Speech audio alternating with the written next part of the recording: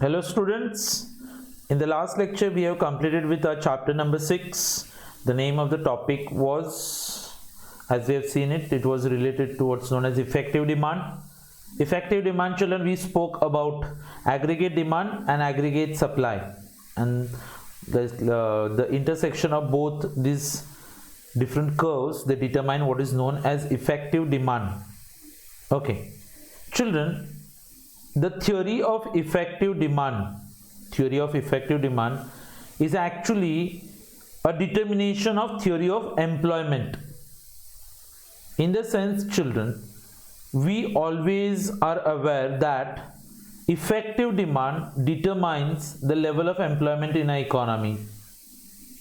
अच्छा, अगर level of employment effective demand के ऊपर डिपेंड करता है तो इफेक्टिव डिमांड किसके ऊपर डिपेंड करता है? The effective demand, children, depends upon two different factors. One is known as aggregate demand curve और एक होता है aggregate supply curve. तो aggregate supply curve, aggregate demand curve दोनों जहां पे intersect करते हैं उसको हम लोग बुलाते हैं effective demand. तो suppose as we already know that in the short run aggregate supply does not change. So we assume that aggregate supply is given. अभी देखो, employment depends upon effective demand depends upon aggregate demand and aggregate supply. Aggregate supply is always given, so indirectly, children, we can say that level of employment depends upon aggregate demand.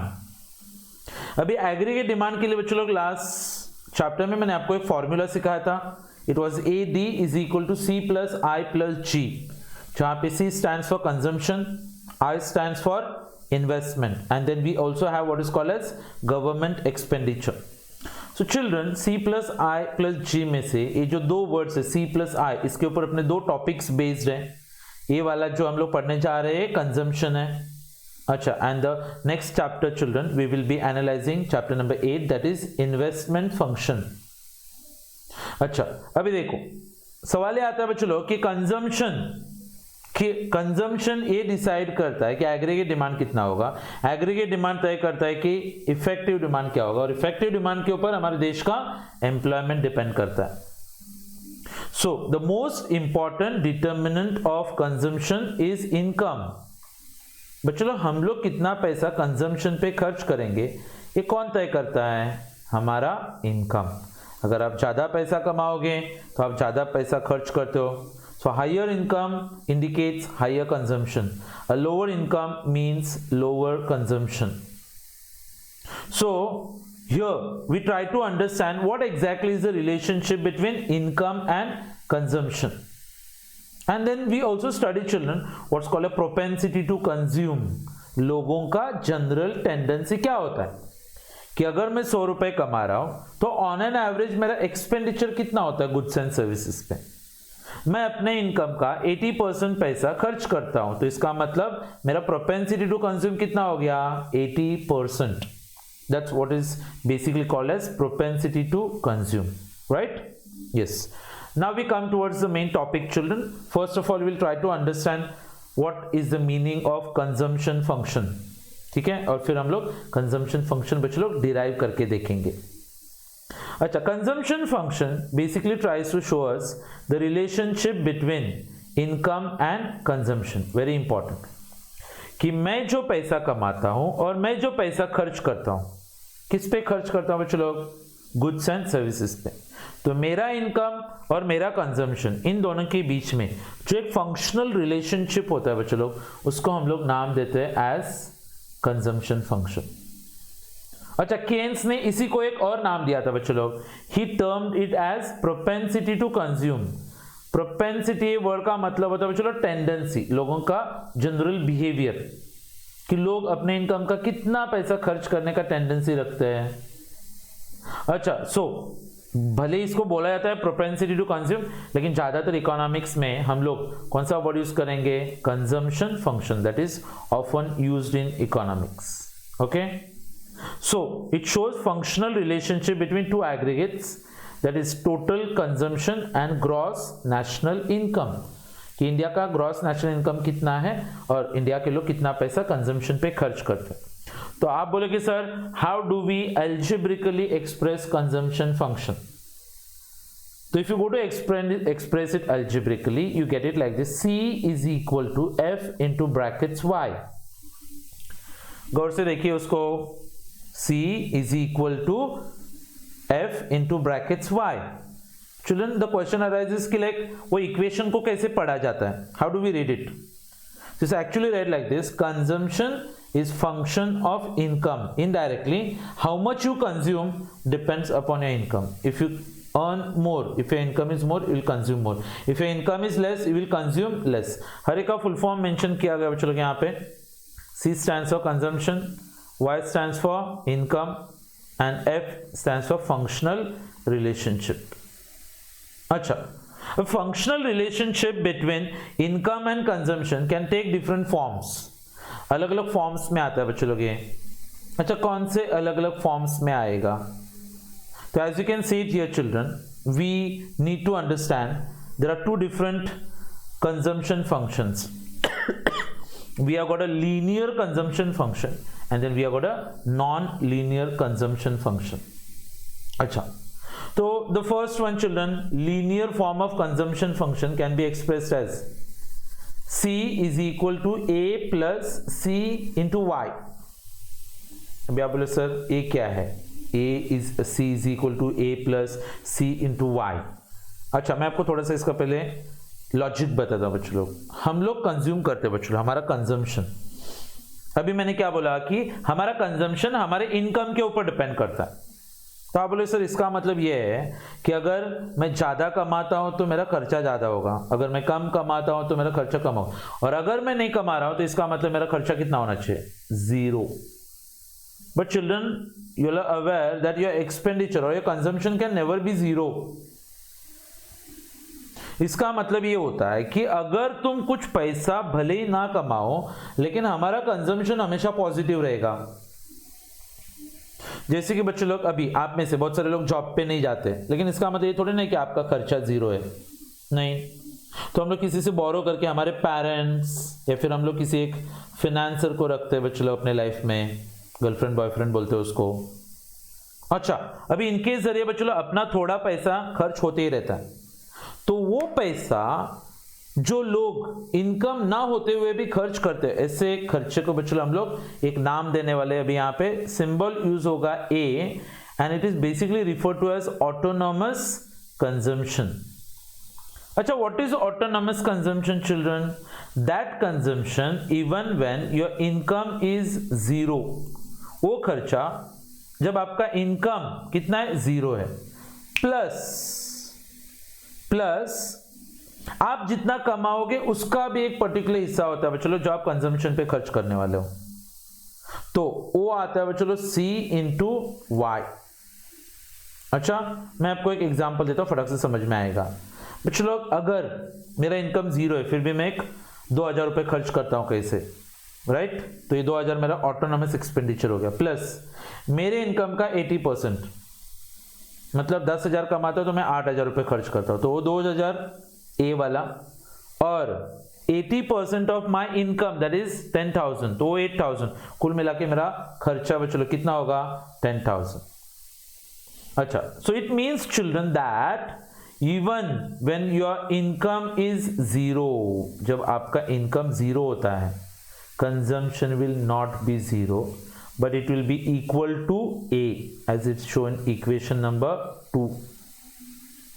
अच्छा, तो बाद में आता है बच्चों कि like what exactly आपको लगे सर C का मतलब क्या होता है? तो C का मतलब होता है बच्चों मार्जिनल प्रोपेंसिटी टू कंज्यूम। क्या बोलेंगे उसको? Marginal propensity to consume. ये होता क्या है? मेरे इनकम का कितना पैसा मैंने कंजम्पशन पे खर्च किया। जैसे कि मेरा इनकम है बच्चों 10,000, मैंने 8,000 रुपए खर्च कर दिए, तो मैं अपना इनकम का बच्चों 80% खर्च कर रहा हूं। 8,000 डिवाइडेड बाय मेरा इनकम कितना है? 10,000। सो आंसर कितना आता है बच्चों लोग? 0.8 या फिर 80%। तो नॉर्मली मैं क्या करता हूं? अपने इनकम का 80% हिस्सा खर्च करता हूं। So marginal propensity to consume तो बच्चों कांस्टेंट रहेगा 0.8, हाँ, but average propensity to consume fall steadily as income rises.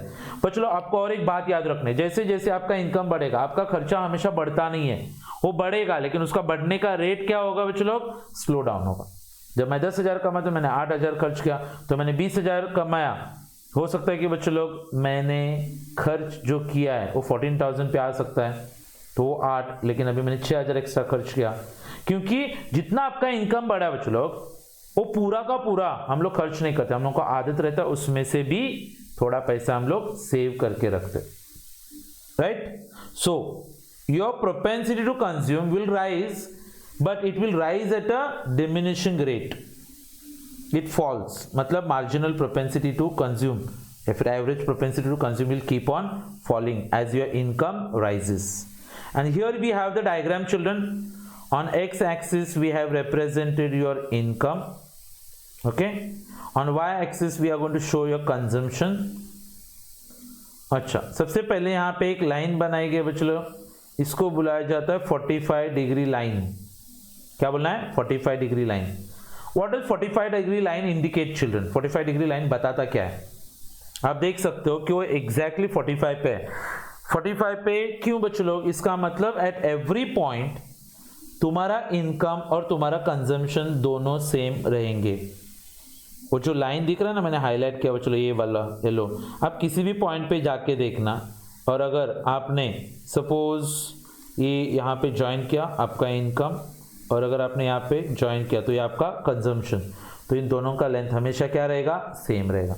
कहीं पे भी जाके देखना आप, आपने इधर ज्वाइन किया बच्चों लोग, suppose when you join this year, ये आपका इनकम और ये आपका कंजम्पशन, तो I think like it has to be the same.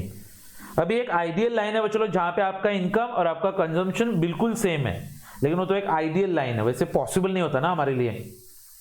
अभी हमारा इनकम 0 है, फिर भी हमारा कंजम्पशन 0 नहीं होगा, इसका मतलब हमारा कंजम्पशन बच्चों 0 के ऊपर आएगा।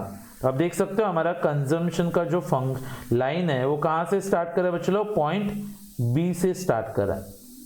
बी पे क्यों, क्योंकि our consumption children is positive though our income level is only how much, 0।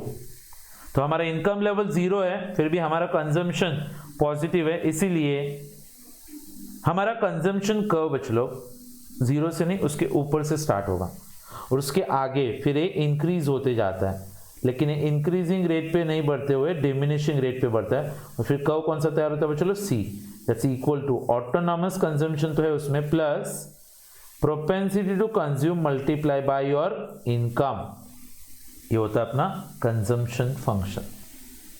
अच्छा, now in this consumption function children what do we understand exactly, कि क्या समझ में क्या आता है हम लोगों को, तो the linear consumption function is given diagrammatically above. अच्छा, डायग्राम को हम लोग कैसे एक्सप्लेन करके, how can we just try to understand ये सी। अच्छा, line C is equal to A plus C into Y, ये कंजम्पशन कर्व है। अच्छा, it shows that if income falls to 0, consumption does not fall to 0, but it is equal to how much, OB।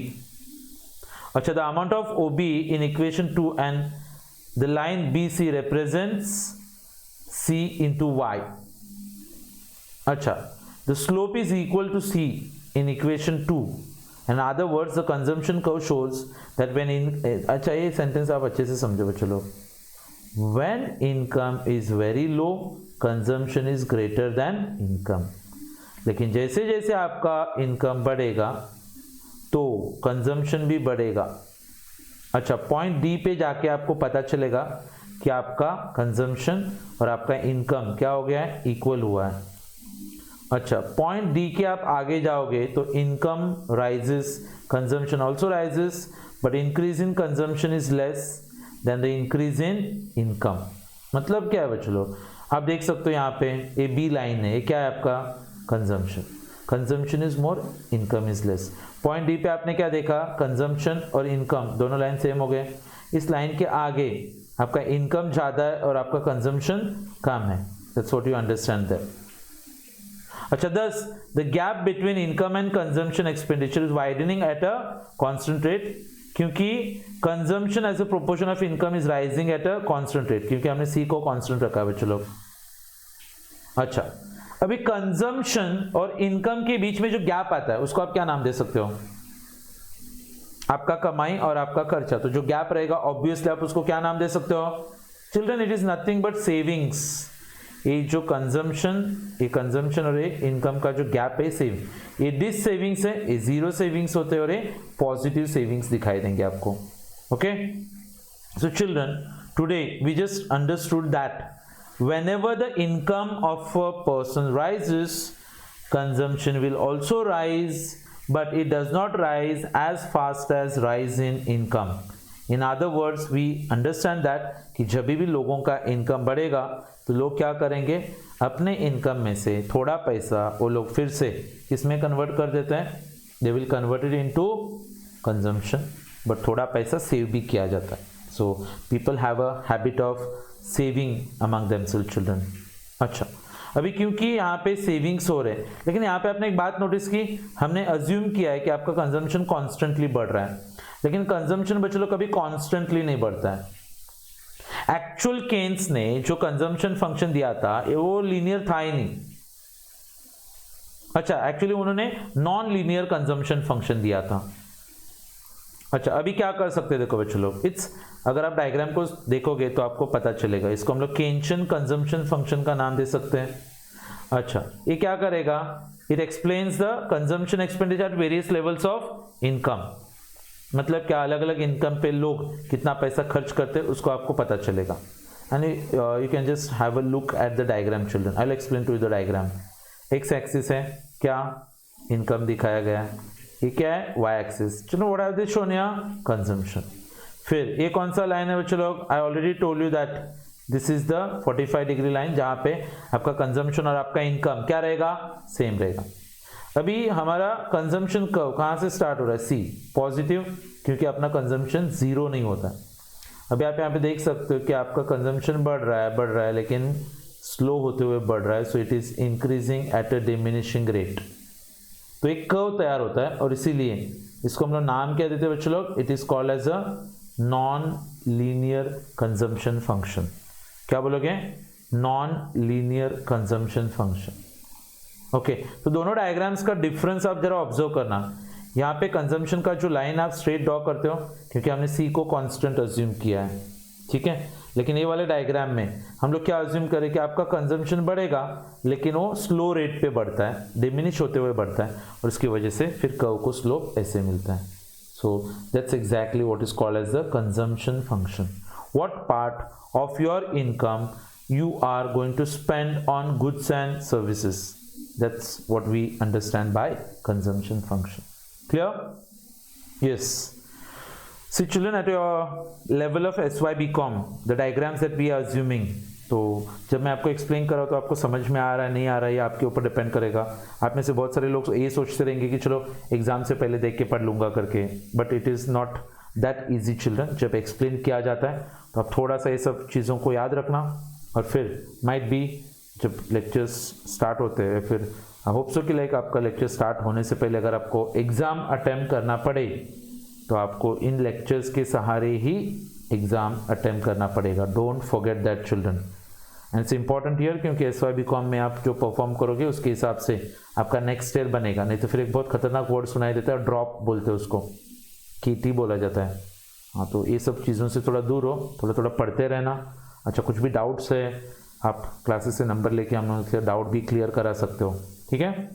सो आज मैंने आप लोगों को introduction दिया बच्चों लोग के लिए, कंजम्पशन फंक्शन होता क्या है, इसका थोड़ा मैथमेटिकल कैलकुलेशन और बहुत सारे नए कॉन्सेप्ट्स मैं आपको सिखाऊंगा in the coming lecture. So that's all for today. Bye children, take care everyone, stay safe.